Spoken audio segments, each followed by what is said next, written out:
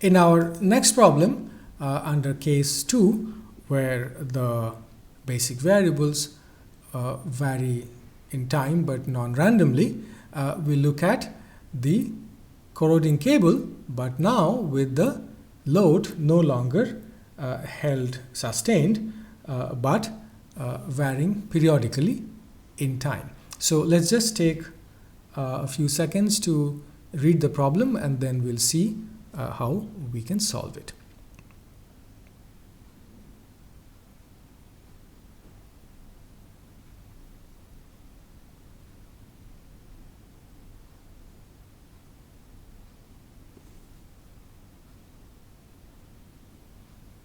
Okay, so let's just express the reliability function. We see that we can no longer take advantage of the fact that the ratio of h over d is a monotonic function. So here we write out it completely. So it's probability that the initial capacity y pi r 0 squared is greater than q multiplied by the ratio of the maximum of sine square omega tau over the cross-sectional area loss function. So it's clear that although the function in the max is non-random in nature, we need to find out exactly when the worst case occurs. It's quite likely that the worst case would not occur at the right end point of the reference interval in question. So that's something we need to keep in mind. And we need to find this worst case scenario numerically.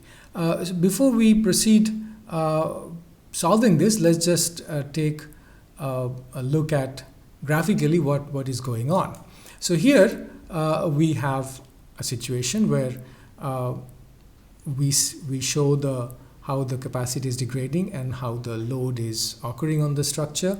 A load like this could occur from various sources like machine loading or even some regular loads caused by some natural process. In this example that you see, I have taken a very, very low frequency, just twice pi over 1 year, but this is mainly for demonstration purposes. The points to note is the black line, the solid black line is how the mean capacity degrades with time, and the dashed or dotted black lines show the plus minus 1 standard deviation range around that mean. Likewise, in the bottom part of that figure, the red line shows how the load is varying periodically. The solid red line is the mean load, and the dotted red lines give the plus minus 1 standard deviation.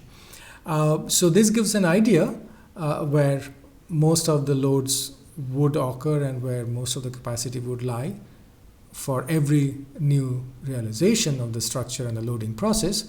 But somewhere randomly during the time of 0 to t, we are going to see where the capacity is exceeded by the loading process. And every time we do this, we are going to get a different time that such an event occurs. So let's now set this problem up to solve the problem numerically. So this is the problem statement. We want to find the reliability that the probability that a margin m of t is greater than 0. This t that you see in the last equation in that box is the same t as we have in the r of t, but it's not evaluated at the end point. You see the equation just above that. So there we are finding the worst case scenario, because the margin is defined in terms of the ratio sine square of omega tau over 1 minus the loss fraction squared over the entire duration 0 to t. So that acknowledges the fact and makes use of the fact that the worst case scenario is not necessarily happening at the right end point. But regardless, at whichever instant that happens, m is a normal random variable. That's because it's a linear combination of two normals, y and q. We can find its mean and variance, and again, it should be noted that the mean is not evaluated at the right end point. The variance is also not evaluated at the right end point. We always have that max function. That max is taken over the entire range 0 to t. So we can proceed as before once we are careful of how we have defined a mu m and sigma m, and the reliability function would be the normal CDF evaluated at the ratio of mu over sigma at the same time instant t that we want to evaluate r. But again, mu of m at t and sigma of m at t is not a simple naive evaluation of those quantities at the right end point. It looks at the entire situation, and that's what the max function does. After going through this computing mu and finding the worst case and evaluating r, we can plot r as a function of time, and this is what we get. Please note that r must be a non-increasing function of time, so it starts at 1, and if for this particular example we see that it does not decrease in a smooth fashion, but you see jumps downward at discrete instants of time, and they must be in some way, we can guess, related to the peaks of the loading process, because the loading process is periodic between 0 and the amplitude q.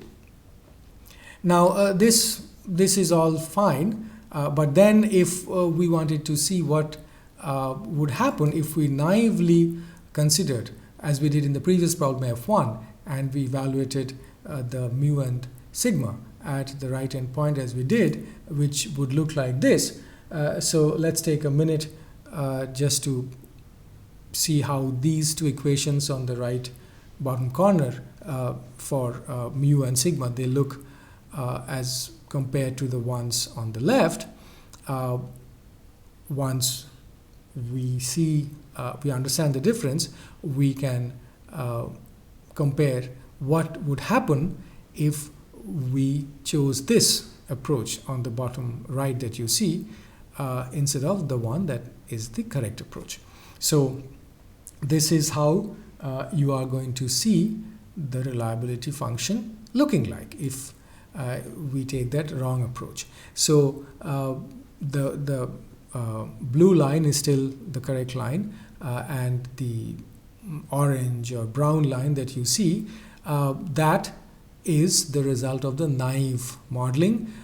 It's wrong for obvious reasons, that you see reliability going up with time every 1 year or every half year or so. So obviously that's not something that should happen, and if you are unlucky, if you want to find the reliability at a certain time, the orange line would give us significant over prediction over the actual value. So that would be a very dangerous situation, and that's why we need to understand our physics of the problem to be able to express the capacity and demand, or the basic variables in general, as properly formulated functions of time, and then see how the reliability needs to be evaluated. The hazard function does not suffer from this restriction because like R does. R has to be a non-increasing function of time. The hazard function, if we plotted it, we would see that it actually has non-monotonic behavior. So it's the same way we found the hazard function before, that it's the derivative of the reliability function, the negative of that, divided by the reliability function itself. So the same approach, and once we compute that corresponding to the reliability function that we saw in the previous slide, this is how the hazard function looks like. So clearly we see that the hazard function, there's a slight blip in the very beginning, and then it kind of has increasing behavior, but it falls off to zero every time. So for most of the time the hazard is pretty low because the load is periodic. It oscillates between 0 and an amplitude, but then there are times where it shoots up and that peak keeps increasing, and that is the result of the corrosion process. With time the strength deteriorates, so the hazard becomes higher and higher.